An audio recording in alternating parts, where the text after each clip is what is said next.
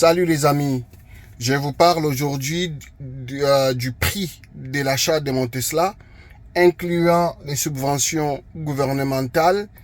Et puis voilà, je vous parle de tous les chiffres. La dernière fois que j'avais parlé des chiffres, j'avais omis de mentionner certains montants. Donc je vais les mentionner, je vais vous mettre à jour parce que les montants, pour couper court, aujourd'hui s'élèvent à 120 000 $ exactement. C'est les prix de mon Tesla, 120 000 $ canadiens évidemment. C'est les prix de l'achat de mon Tesla modèle Y 2023, 7 places, double moteur.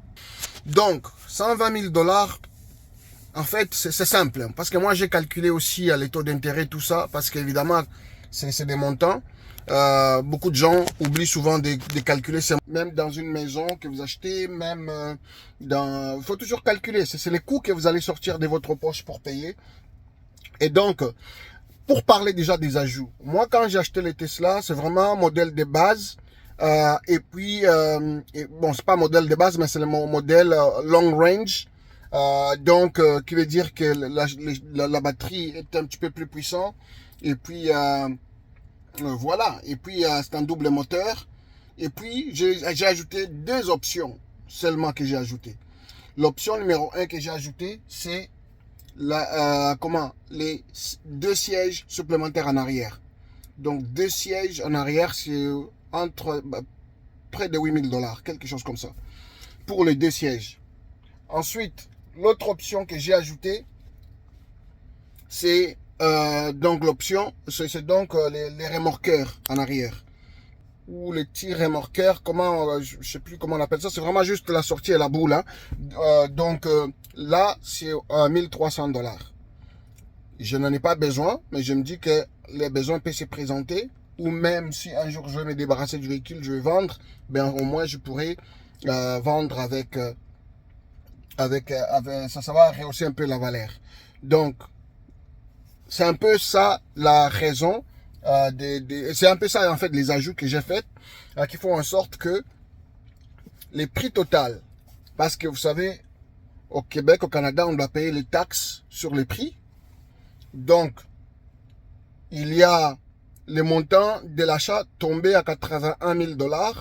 81 000 $, c'est les prix de base. Avec les deux options que j'ai ajoutées, c'est les prix. Ensuite, il faut ajouter la taxe 15%. Donc, le montant arrivé à 93 000 et quelques centimes. 95 500, on va arrondir. C'est les prix avec les taxes.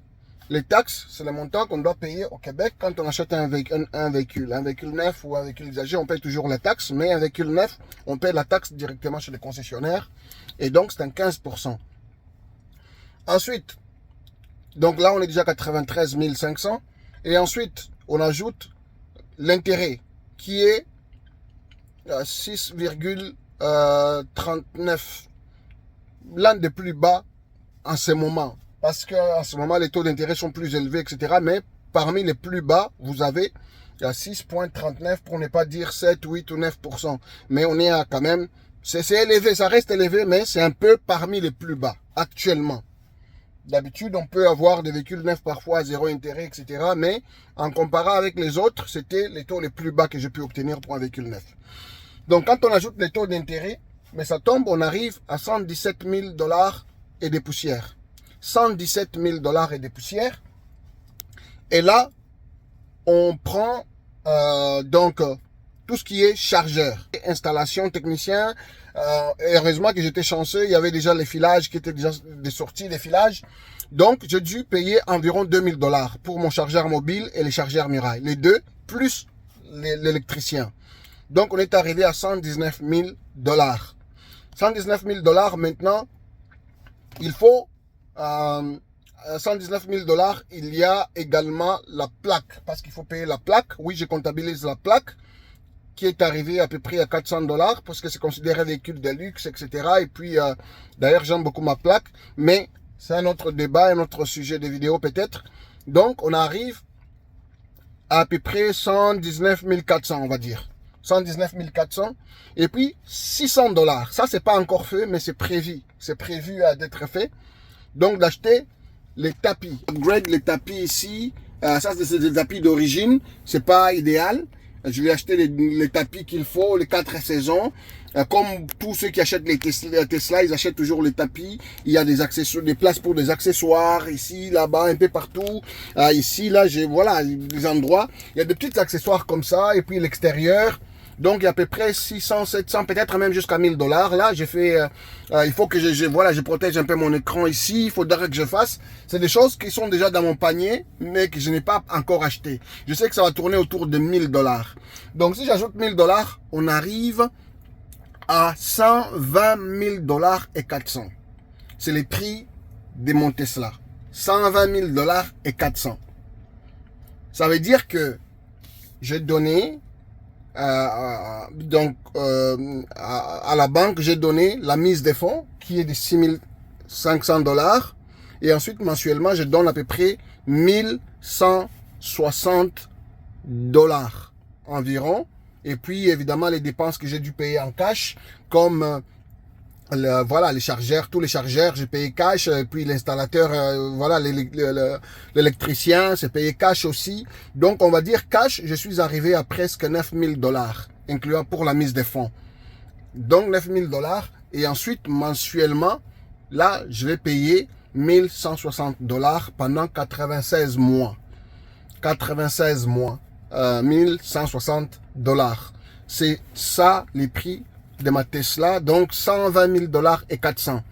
Je ne vais pas parler des assurances parce que ça c'est l'utilisation, c'est pas vraiment les prix de l'achat, je veux dire de l'outil roulant, mais c'est vraiment ça c'est l'utilisation. Donc je ne mettrai pas dedans. C'est comme un peu mettre l'essence ou même voilà la consommation électrique pour charger la batterie. Ça je ne mettrai pas dedans. Et puis voilà, mais en dehors de ça, il n'y a pas beaucoup de dépenses. L'autre dépense qui pourrait subvenir, c'est peut-être acheter les pneus d'hiver. Mais ce n'est pas encore à l'ordre du jour, mais c'est le seul frais que je vais pouvoir avoir. En dehors de ça, voilà, vous avez le montant total. Maintenant, de ce montant-là, mais l'avantage, c'est que moi, j'ai obtenu, donc je vais obtenir une subvention de 600 $ pour avoir installé une borne. Actuellement, le gouvernement du Québec donne une subvention de 600 $ à tout celui qui installe une borne. Et donc tu achètes la chargeur et puis tu achètes les chargeurs et puis tu payes l'électricien, tu montres les 2 preuves des factures, des reçus, et puis le gouvernement te rembourse 600 $. Donc il veut dire que dans les 120 000 et 400 $, ça tombe à 119 800 $. Donc avec l'augmentation que j'ai dit pour acheter les accessoires, donc bref, 120 000 $ exactement, c'est les prix de mon achat. Je sais que côté subvention, plusieurs personnes l'ont eu et tout le monde me demande t'as eu la subvention, t'as eu le chèque de subvention, mais le problème est que c'est pas tout le monde qui a accès à la subvention pour l'achat d'un nouveau véhicule. Moi, mon véhicule, vous avez vu les prix de base, déjà il arrive à 81 000. Or, pour être qualifié à la subvention, il ne faut pas que ça dépasse un certain montant, je crois que c'est 55 000. Donc déjà, je ne suis pas qualifié à la subvention. Donc je n'ai pas eu accès. Sinon, j'allais avoir 7 000 au Québec et puis environ 5 000 au fédéral, qui allait donner environ 13 000, 12-13 000 en tout cas, des subventions. Bon, moi je n'ai pas accès parce que, je ne voulais pas prendre un petit véhicule. Par exemple, le modèle 3, ça ne m'intéressait pas du tout. Il m'a fallu absolument un modèle qui pouvait me permettre d'avoir cette place. Donc, ça tombe que ça allait être le modèle Y. Et le modèle Y, ça allait pas non plus, je veux dire, être juste... Mais l'avantage aussi, en fait, qu'il y a avec le modèle Y, c'est, voilà, les autres avantages que j'ai mentionnés, la possibilité d'avoir 2 sièges supplémentaires, donc pour en faire cette place, et aussi la possibilité de faire d'avoir voilà une batterie, une plus grosse batterie pour voilà c'est électrique, donc j'aimerais être rassuré que j'ai une batterie qui peut me permettre de faire beaucoup de choses. Donc le modèle Y, il vient avec une batterie quand même qui me met en confiance. Donc déjà là, je pouvais pas aller avec les modèles, je pouvais pas aller, c'était pas une option en fait modèle 3. Donc avec le modèle 3, j'allais me qualifier, j'allais pouvoir l'acheter à 50 000 et puis un peu moins que 50 000 d'ailleurs, mais en tout cas, disons 50 000 environ, je crois. Et puis j'allais être qualifié pour la subvention. Donc j'allais avoir, donc sur 13 000 $, il y a 15% des taxes. Et puis il y a aussi, sur le montant total, incluant les taxes, un taux d'intérêt de 6,39%. Donc, qui fait que, en réalité, j'allais économiser aux alentours des 16-17 000 $, même presque 20 000 $ en tout cas, que j'allais économiser simplement par l'effet d'avoir acheté quelque chose qui est moins cher. J'allais économiser ce montant-là et donc j'allais payer vraiment moins cher. Ça allait être avantageux vraiment. Mais là, dans ma situation, je ne suis pas qualifié pour obtenir la subvention. Donc, je n'en ai pas. Beaucoup de gens me demandent, donc tu as eu un chèque, etc. Bon. Et puis, comme c'est connu que quand tu achètes un véhicule électrique, ça vient avec la subvention. Donc, beaucoup de gens ne voient pas qu'il y a des virgules dans les conditions. Il y a des points dans les conditions qui font que, bon, certaines personnes ne peuvent pas être qualifiées. Donc, moi, je ne suis pas qualifié. Je n'ai pas eu la subvention. La seule subvention que j'ai eue, c'est pour l'installation de la borne électrique, 600 $. Et ces 600 $ là, au fond, pour l'électricien, j'ai payé 200 $ parce que le prix total de l'électricien, c'est 800 $ que j'ai payé. Donc, au fond, la subvention a payé une bonne partie de l'électricien, mais j'ai dû quand même payer un 200 $ supplémentaire pour l'électricien. Donc, c'est un peu ça, les prix d'achat que j'ai pu dépenser pour l'achat de ces véhicules, incluant les subventions, donc 120 000 $ canadiens. C'est le montant que je vais payer pendant 96 mois. Voilà un peu. Ce qui est bien, c'est qu'au moins, il y a des économies qui viennent avec mensuellement. C'est que les dépenses de l'essence, comme je l'ai mentionné dans d'autres vidéos, ça m'est coûté environ 500 $ mensuellement pour l'essence, pour le déplacement. Or, là, ça fait un mois exactement aujourd'hui que j'ai ma Tesla et ça fait exactement 140 $ que j'ai dépensé en frais de charge. Et ce montant va diminuer un petit peu parce que, disons que là actuellement, quand on regarde, je vais pouvoir vous montrer sur l'écran, ça va être un peu plus facile pour voir ma consommation. Ça va donner une idée précise. Charge. Donc, quand on regarde la charge ici, on peut voir que on voit pas vraiment. Ok, là, on me voit moi. Un instant, je vais tourner. Là, quand on regarde, on voit que, entre parenthèses, je suis sur ma rue, donc je conduis vraiment mollo parce que je suis sur ma rue. Je suis pas en autoroute ou même à un endroit où il y a des trafics, c'est vraiment dans ma rue. Donc, c'est vraiment résidentiel ici. Donc, pour dire que ici, charge. Ouais, la dernière fois que j'ai chargé au supercharge, ça m'a coûté 32 $ pour un plein. J'étais à peu près à 15-20 des charges, 15% qui me restait. Mais j'avais chargé pour arriver jusqu'à 90% et ça m'avait coûté 32 $ et 83. Ok, en dehors de ça, je charge à la maison avec le petit chargeur mobile que j'ai toujours d'ailleurs. Donc, en vrai, si je charge uniquement à la maison, ce montant-là, je peux le diviser même par 2. Or, actuellement, ce mois-ci, j'ai chargé parce que sur l'application, on voit un peu mieux les détails et tout ça, des charges et les coûts. Mais, je veux dire, si j'étais, disons, j'ai chargé uniquement à la maison, ça me coûterait vraiment la moitié de ce que ça me coûte actuellement aller charger au supercharge de Tesla. Au supercharge de Tesla, c'est un peu moins cher. C'est un peu moins cher. Donc, ce qui revient à peu près, donc, on va dire à peu près, je veux dire maximum 100 $, je peux faire avec durant un mois. Maximum 100 $. c'est un 100 $ qui va être chargé sur la facture électrique. Mais ces 100 $, c'est loin d'être 500 $.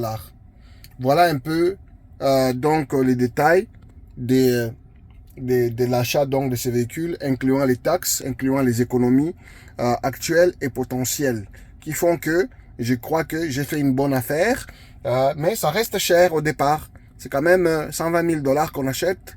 Voilà, ailleurs, c'est le prix d'une maison, mais c'est un choix financier qu'on fait. Peut-être que dans les médias, ça peut choquer. Peut-être que je ne vais pas comprendre parce que moi, je ne viens pas d'un milieu riche. Donc, c'est beaucoup d'argent. Dans les médias, ça peut choquer. Mais c'est un calcul financier parce que d'ici 8 ans, je pense que j'aurai donc économisé beaucoup d'argent que si j'avais pris un véhicule donc à essence. Voilà, c'est un peu mon analyse pour analyse des prix. En fait, même pas l'analyse, mais l'information sur mon prix d'achat de ma Tesla Model Y 2023, donc incluant prix et subvention. Voilà, merci beaucoup. Et puis, information supplémentaire. Depuis une semaine environ, je pense, une semaine ou quelques jours en tout cas, Tesla va sortir un modèle Y. Parce qu'il y a modèle Y Performance qui est plus cher. Il y a modèle Y Long Range qui vient tout de suite avant. Mais si tu ajoutes par exemple 7 sièges, il devient plus cher que le modèle Performance. Et puis, là, Tesla annonce un modèle Y de base. Le modèle Y de base, justement, c'est pour que ceux qui l'achètent puissent se qualifier pour, justement, la subvention. Le prix est plus bas et en plus, quand on va acheter, on ajoute la subvention, ça descend encore beaucoup plus bas. La seule différence, c'est que le modèle Y de base sera fabriqué en Chine et non pas aux États-Unis. Donc, et la batterie, elle est différente. C'est pas la même batterie qu'on a dans le modèle Y, par exemple, long range. Ce n'est pas ça. C'est un autre type de batterie qui est, voilà, on a réduit la qualité, on a réduit la quantité pour proposer quelque chose qui coûte un peu moins cher. Mais c'est le même modèle Y, mais simplement, c'est pas la même batterie. C'est 5 places, c'est pas les mêmes, voilà, c'est pas le même, c'est pas fabriqué aux États-Unis, c'est fabriqué en Chine. Mais au moins, les gens pourront, payer moins cher que moi j'ai payé, et ensuite pourront se qualifier pour les subventions gouvernementales. Donc, il veut dire qu'au lieu de 81 000, quelqu'un qui prend la base pourra payer peut-être 50 000. Or, sur 50 000, moins 12 000, on va dire 12 ou 13 000 du gouvernement, ben, ça commence à faire un peu plus de sens. Donc, il y a cette option-là qui vient de sortir, qui fait que, voilà, les gens sont chanceux. C'est sorti quelques temps après moi. Peut-être que j'aurais pris ça si j'avais pas acheté, je ne sais pas. C'est difficile de le savoir maintenant. Mais puisque j'ai déjà acheté, je pense que je vais le garder et puis je vais en profiter. Voilà un peu. Donc, vous étiez sur Cash Stratégie, mise à jour sur les prix de l'achat de ma Tesla qui m'a coûté 120 000 $ canadiens. Ciao.